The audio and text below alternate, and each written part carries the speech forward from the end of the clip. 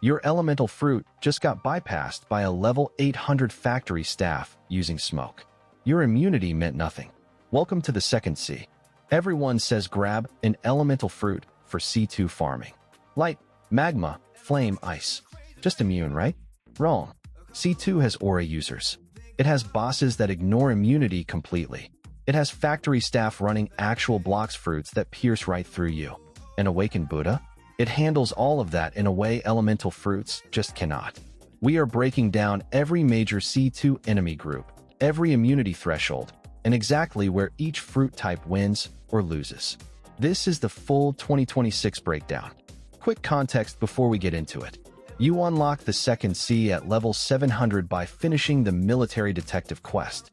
The moment you land there, you are in a different game.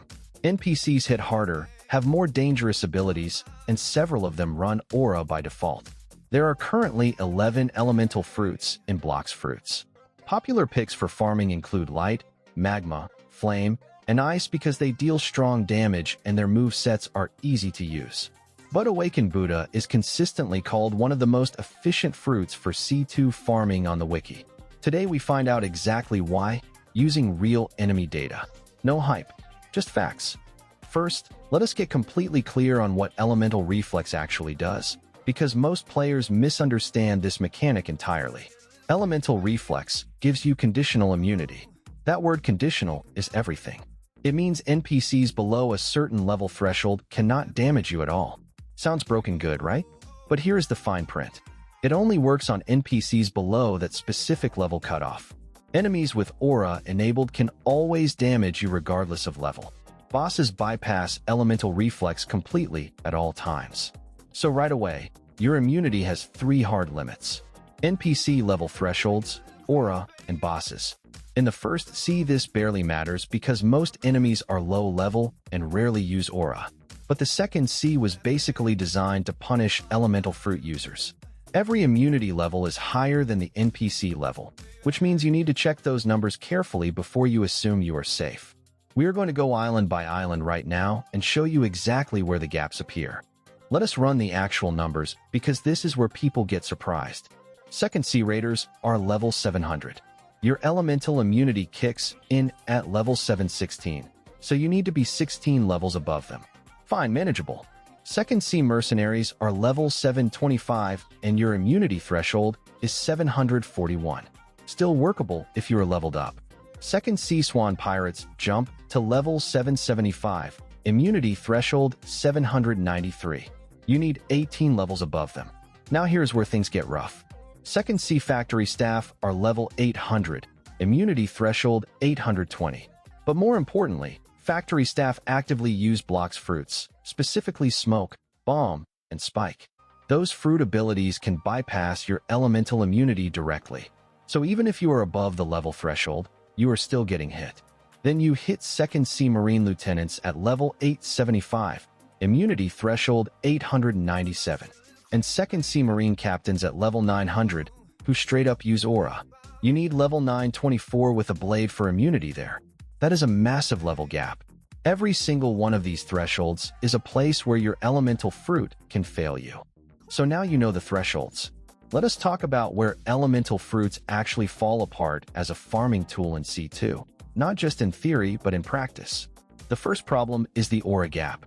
C2 states that aura starts becoming common on its islands. Common. That means you will regularly encounter NPCs that completely ignore your immunity, and you will take full damage. Your elemental fruit just became a regular fruit. The second problem is the boss situation. Anytime you are doing a boss quest or a raid for fragments, your immunity is 0. Bosses always bypass Elemental Reflex. You are eating every single hit. The third problem is the factory staff specifically. They use Smoke, Bomb, and Spike fruit attacks. Those bypass immunity. So on factory quests, one of the most important grinding locations in C2, your elemental protection has a serious hole in it. Elemental fruits like light, magma, flame, and ice still deal great damage.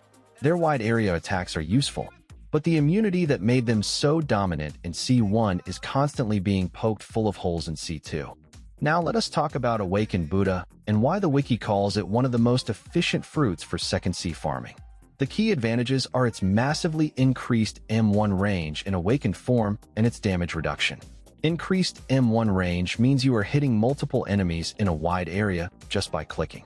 In a sea full of clustered NPC groups, that is enormous for farming efficiency. You clear faster. You tag more enemies per second. The damage reduction means you survive the hits that elemental fruits cannot avoid, including aura users, factory staff fruit attacks, and boss encounters. You are not trying to avoid damage by being immune. You are staying alive by tanking it smarter. That is a fundamentally different and more reliable strategy for C2. Now I have to be straight with you here.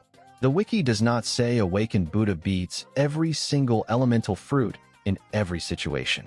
It says it is one of the most efficient fruits.